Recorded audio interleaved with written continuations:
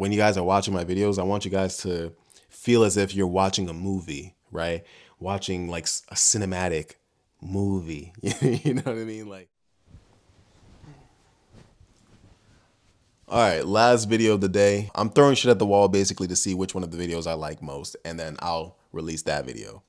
But what I'm gonna talk about in this video, I get questions sometimes about how I make these videos, how they look the way that they look, what mic I use, what camera am I using, what's my setup, like just how are these videos looking this way? How am I doing this? Guys, it's actually a lot simpler than you think. When you guys are watching my videos, I want you guys to feel as if you're watching a movie, right?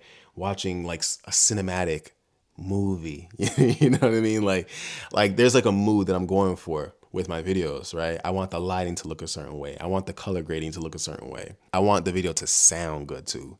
I don't want it to just look good. I want it to sound good, which is why I have this mic in my hands. Let me tell y'all how I'm achieving that look.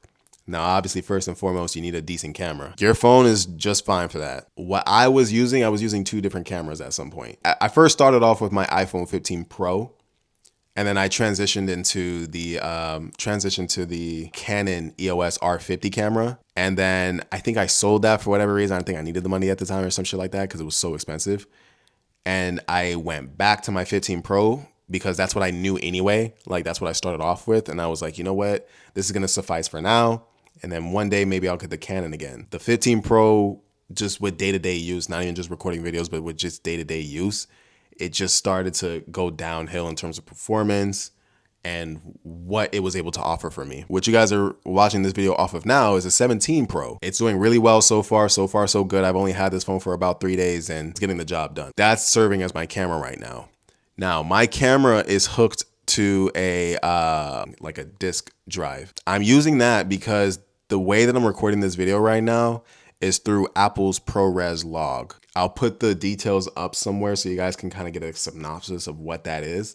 But that basically allows me to record the video in just an unprocessed way. Like when the video is done recording, it looks gray, it looks flat, it's unprocessed, it's fresh, it's raw. It allows me to bring the video from the drive because it's being recorded onto the drive, bring the drive, put it onto my MacBook, and I load up DaVinci Resolve here. DaVinci Resolve allows me to like really get into the nitty gritty, right? Allows me to edit the video my way. Obviously, my phone only has one port. You may be thinking, where's the mic connected to? The mic is connected to my MacBook. I'm using voice memos to record external audio here on the mic, and then I blend the two on DaVinci Resolve. The mic's audio is much clearer than my phone's microphone all the time. I'm far from the camera right now, right?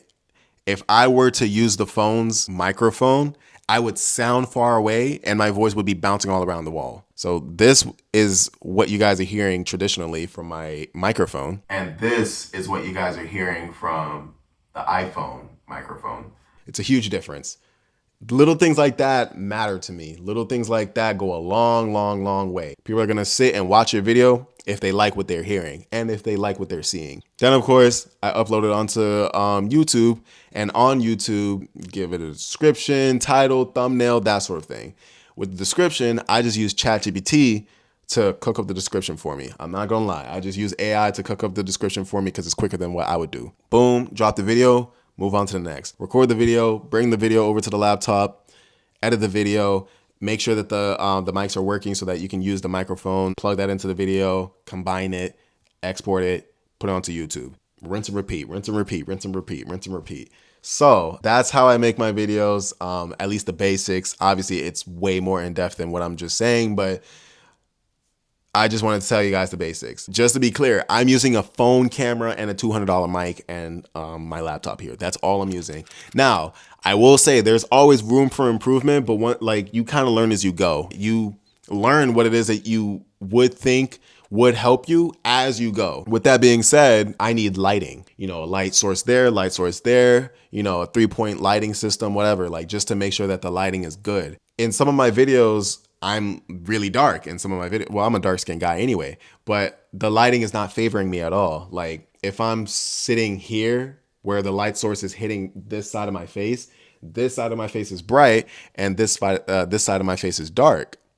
That's not very appealing, is it? Unless if that's the vibe that I'm going for. Another thing I want to do is get another camera to get a second angle of me, right? So that I can kind of switch the angles and just add to that cinematic look, right? Because again, I have a vision that I'm going for. But anyway, that was very long-winded.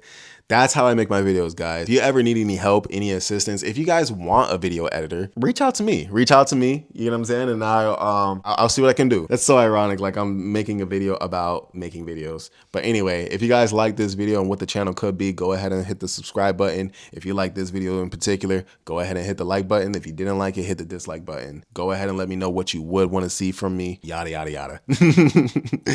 Anyway, I appreciate you guys for taking the time out to watch this video. I'll see you guys in the next one.